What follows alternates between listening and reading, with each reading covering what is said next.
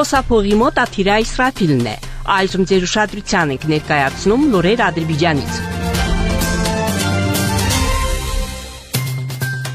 Ադրբեջանի նախագահ Իլհամ Ալիևը ընդունել է UFC-ի նախագահ ամերիկացի գործարար Դան Օալթին։ Հանդիպման ընթացքում Դան Օալթը ընդգծել է, որ Բաքվում UFC մրցաշարի նախապատրաստական աշխատանքները բարձր մակարդակով են անցկացում եւ շնորհակալություն է հայտնել Իլհամ Ալիևին ցուցաբերած աջակցության համար։ Իլհամ Ալիևը նշել է, որ այդ փաստի կարևորությունը, որ UFC մրցաշարն առաջին անգամ է անցկացվում Ադրբեջանում, հույս է հայտնել, որ դա կանոնավոր բնույթ կկրի եւ ընդգծել է այս միջոցառման դերը Ադրբեջանի որպես սպորտային պետության հետագա ճանաչման գործում միջազգային ասպարեզում։ Զրույցի ընթացքում նշվել է Ադրբեջանում բոլոր տեսակի սպորտաձևերին տրվող ուշադրությունը, ընդգծվել են մեր մարզիկների կողմից վերջին տարիներին միջազգային մրցումներում ձեռք բերված հաջողությունները, ինչպես նաև անդրադարձ է կատարվել երիտասարդների շրջանում սպորտի տարածման աշխատանքներին։ Հանդիպմանը գոհունակություն է հայտնվել մեր երկրում հեղինակավոր միջազգային սպորտային մրցումների կազմակերպման բարձր մակարդակից եւ վստահություն, որ UFC մրցաշարը նույնպես կանցկացվի բարձր մակարդակով։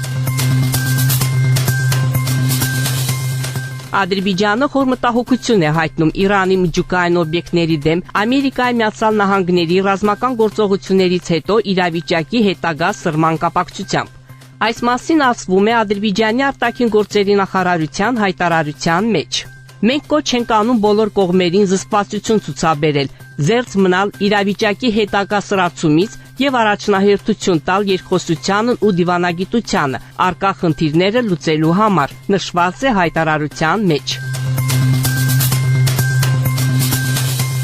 Թուրքիան շարունակում է նախաձեռնություններ ձեռնարկել շատ տարածաշրջաններում, այդ թվում Հարավային Կովկասում խաղաղություն ու կայունություն հաստատելու համար։ Ինչպես հաղորդում է Haber Global-ը, այս մասին Մալաթիայում լրագրողներին ասել է Թուրքիայի ազգային պաշտպանության նախարար Յաշար Գյուլերը, նշելով. Հարավային Կովկասից մինչև Սևծով, Մերձավոր Արևելքից մինչև Աֆրիկա, Բալկաններից մինչև Միջերկրական ծով, մենք շարունակում ենք կարևոր նախաձեռնություններ ձեռնարկել շատ տարածաշրջաններում խաղաղություն եւ կայունություն հաստատելու համար։ Մեր բոլոր գործողությունները զգալիորեն մեծացնում են մեր երկրի միջազգային տեսանելիությունը եւ ամրապնդում են նրա դիրքերը որպես համաշխարհային անվտանգության ճարտարապետության անփոխարինելի անդամ, ասել է գերատեսչության ղեկավարը։ Ըստ Գյուլերի, Անկարան նաև ինտենսիվ ջանքեր է գործադրում հայրենական պաշտպանական արդյունաբերության մեջ համեմատական գերազանցության հասնելու համար։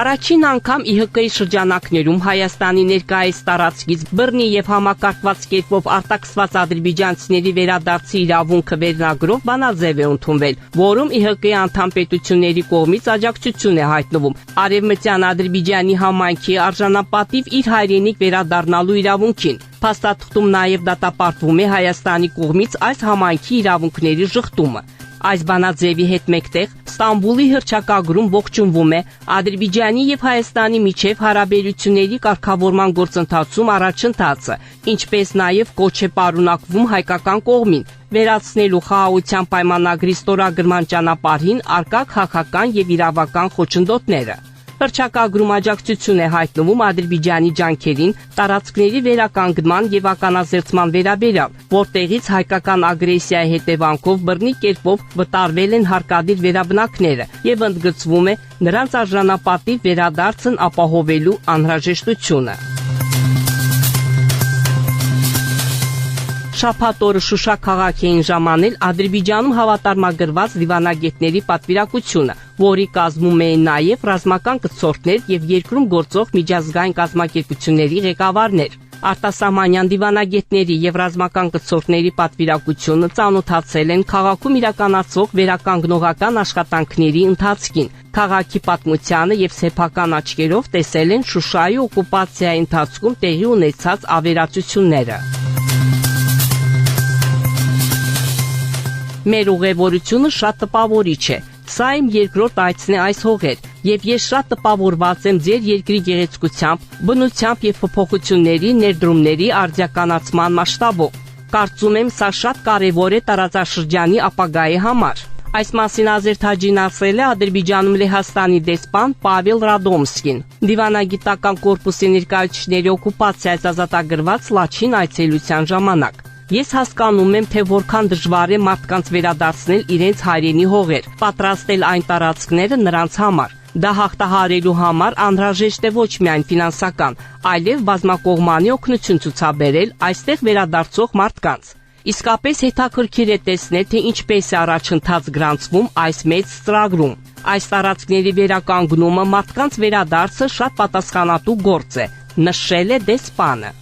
Դուք Բաքվից լսեցիք Ադրբեջանի ձայնը միջազգային ռադիոկայանի հայկական ծառայության վերջին լուրերը։ Մեր ունկնդիրներին հիշեցնում ենք, որ դուք հնարավորություն ունեք ձեր հարցերն ու առաջարկություններն ուղարկել մեր էլեկտրոնային փոստարկղ azradio@mail.ru Մեկ անգամ եւս կրկնում ենք մեր հասցեն azradio@mail.ru Սպասում ենք ձեր նամակների։